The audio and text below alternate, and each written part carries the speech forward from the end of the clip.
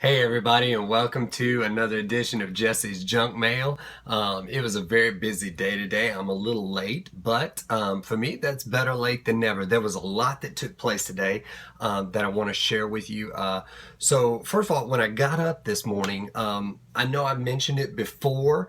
I'm really big into gaming, but I'm not very good at it. The only two games that I really play are Minecraft and World of Warcraft. World of Warcraft happens to be my all-time favorite game. I love it. I love the socialization. I love the people that I play with.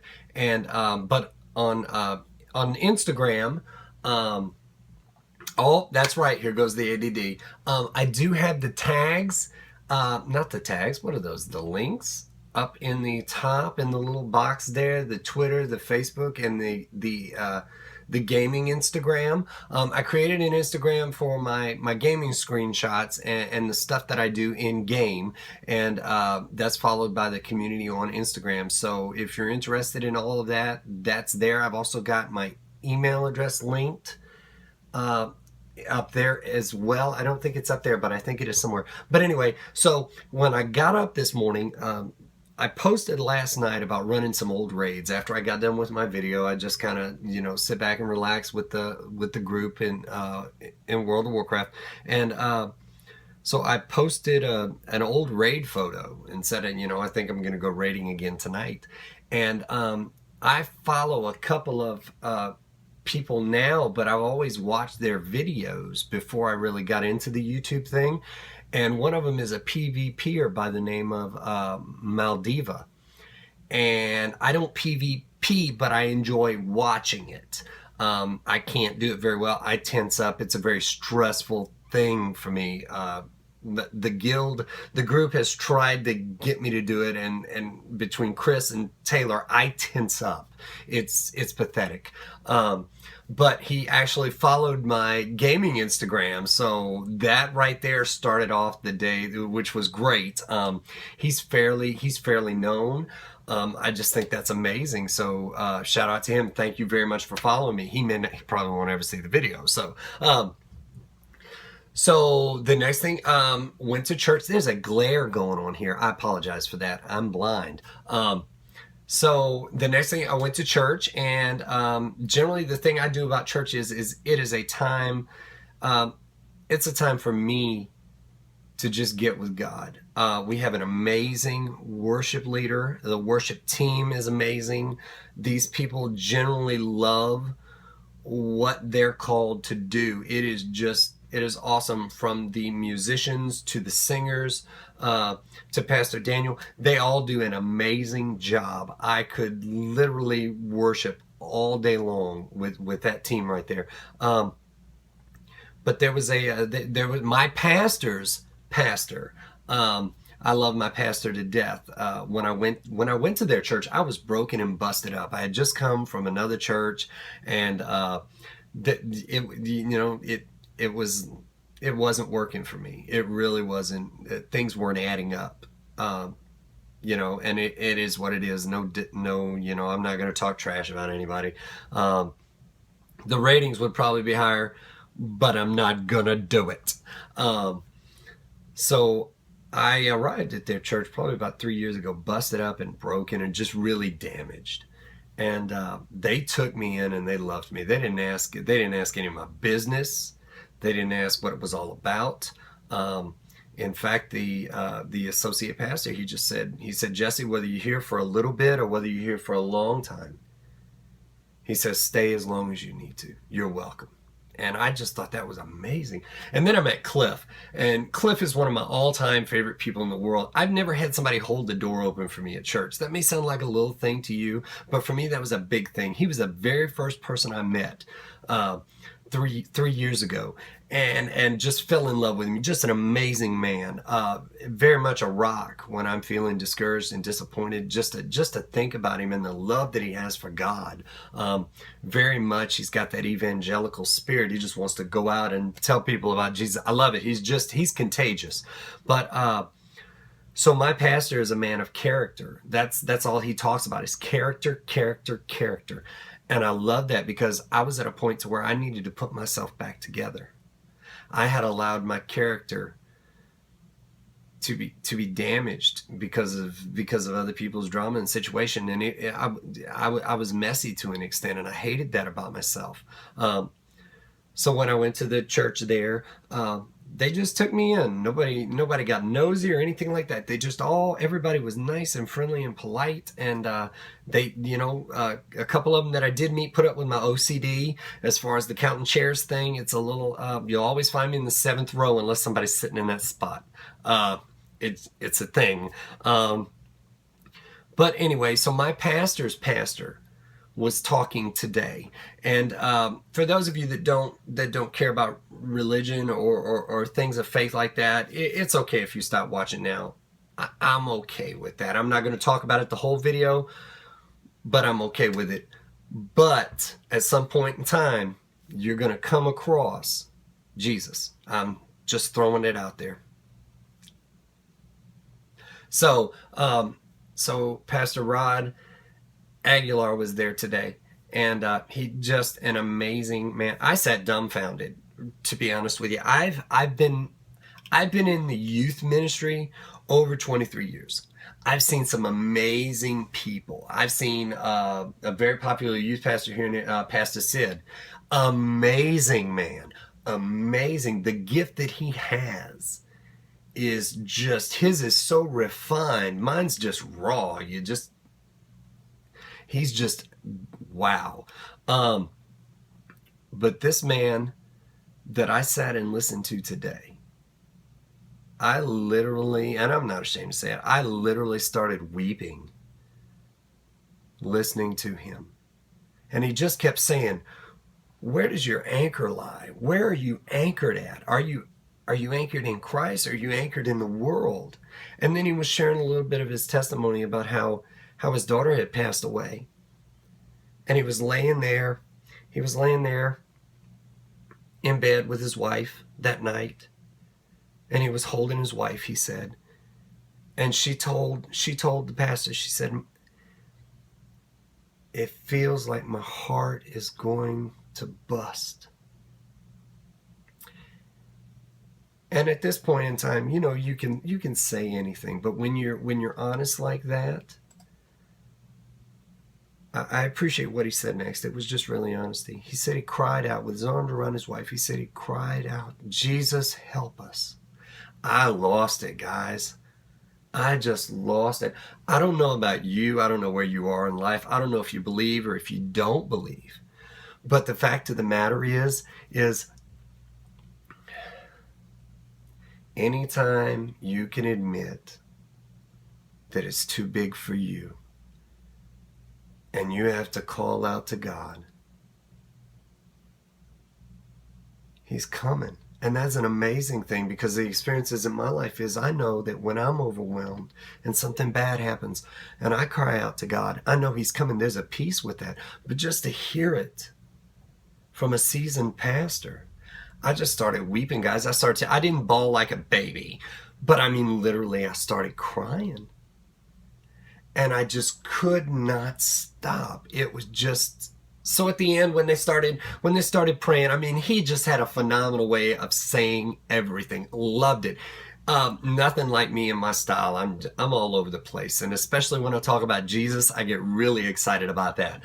But, so when they had the altar call and the people were coming up to get prayed for, I just sat there in awe of just what a peaceful spirit this guy had when dealing with people. He didn't know their situations. He didn't know who they were. He didn't know their backgrounds, but he loved them.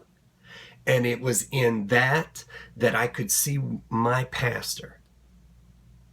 Because my pastor, 3 years ago, I was only there a couple of months, and I went in, I'd go pray, I'd sing and worship and everything, but I really wouldn't get to know anybody.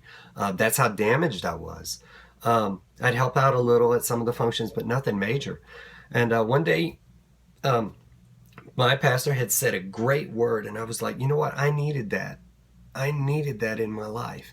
So I walked up to him, and his wife was there. And I looked at him, and I said, Pastor, that was a good word today. Now, this was 3 years ago, and they knew nothing about me. Nothing. I didn't even know they knew my name. Both him and his wife looked at me at the same time and said, "We love you, Jesse." And I was stunned for a minute. And I looked at them and I replied to both the pastor and his wife, "But you don't know anything about me." And both of them, once again, at the same time, said, "It doesn't matter. We love you anyway." I saw my pastor's pastor is like that. It was just an amazing thing. Like I said, you may not care about it. I thought it was amazing. It was very moving today to find out that my pastor has a pastor that has the same heart and love for people that he does. It was amazing. It changed my life. So for you guys out there, if you want to know more about Jesus, please just reach out. Let me know. I mean, all the contact information is there. I'll be more than happy to talk to you about it. Jesus is my absolute all-time favorite. It's my favorite subject. It is my favorite way to live, even though I fail at it a lot. But I love him. I love him so very much. I can't say enough about him. But, so church was great. So after church, said goodbye to everybody and left. Got a text and they said, "Hey, let's go to dinner." I was like, "Yeah, I'm going to dinner." So we went out, had an amazing time, saw a ton of people that I just got to I got to talk to and see, and it was just good. It was just good to get out there and you know, it just everywhere I went, it was, "Hey, I love you. Hey, I love you." It's good to feel loved. I don't know where you're at, but if nobody's told you, I love you. I really do. Don't know anything about you. Don't know your past. Don't know where you're at in your life. But because Jesus loves me, just as I am, I love you just as you are. That's my bit on Jesus today. Now, let's talk about something that has really upset me. See, we go from Jesus to me being hot in a minute. No, see how hard it is? I read today after I came back from dinner that LSU had fired Coach Les Miles. Really? So he goofed up a little last year. He ended up pulling it off. I mean, he didn't have an amazing season, but you have a weak start, the beginning of the season, and you're going to sack a coach of that caliber? Now, let me be clear. I don't like LSU football. I will root for any team against LSU. I just don't like them. I never have. But Coach Les Miles is a beast. He's a great coach. I cannot believe that they let him go. It's beyond me. I mean, how do you guys feel about it? Do you even? You may not even care, but football is a big thing down here, a real big thing, especially if you don't like LSU or the Saints. Look, I catch it coming and going, but it's a big thing, and you let a great coach go? I find that unacceptable. At LSU, you should be ashamed of yourself. That's how I feel about that. That man's got what, an 80%, what was I reading? And it was a video. It was talking about it. It's an 80% success rate as far as coaches go. And then they gave the stats and everything. And I was like, wow. And I always knew he was a good coach. But he's phenomenal. And you're going to let him go? That just irritates me, guys. I'm sorry. I can't see that. That's like saying somebody, that's like, you know, you're working for a company and say, "You're doing a good job. You're doing a great job. Wonderful." And then they hit a little rough patch. "Hey, we're gonna have to let you go. Winning's a big deal to us. We realize that you've done some amazing things for us, but now we're gonna let you go." You may have a different opinion on this, and football may be so important to you that this makes sense, but this is unacceptable. This was wrong.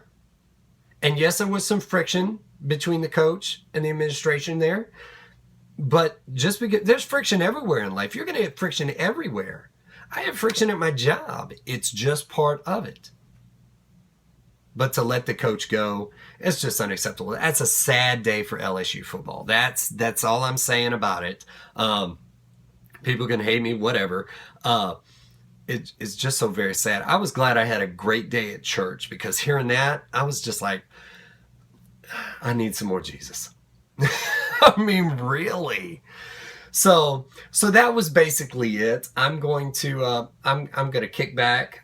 I'm going to play a little WoW, get together with the group, talk to them, see how their weekend was. Get ready for the work week. Got some football games to go to this coming week, so I'm pretty excited about that. Thank you guys once again for tuning in and just taking part. What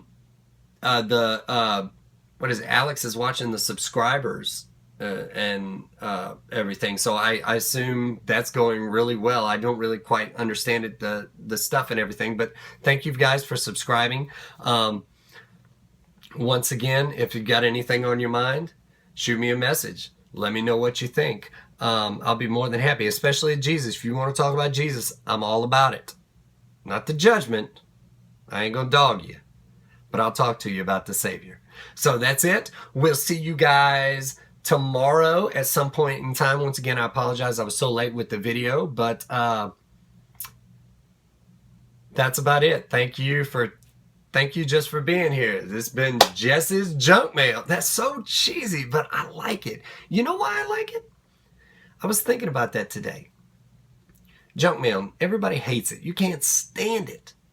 But yet, if you're honest with yourself, every now and then you go through the junk mail and you find some amazing things in it. Hopefully, that's what you'll find on my channel. You may not like it, but hopefully it's going to make you stop and think about something. I love you. You are loved and you are blessed. Bye. LSU, really. That's all I'm saying.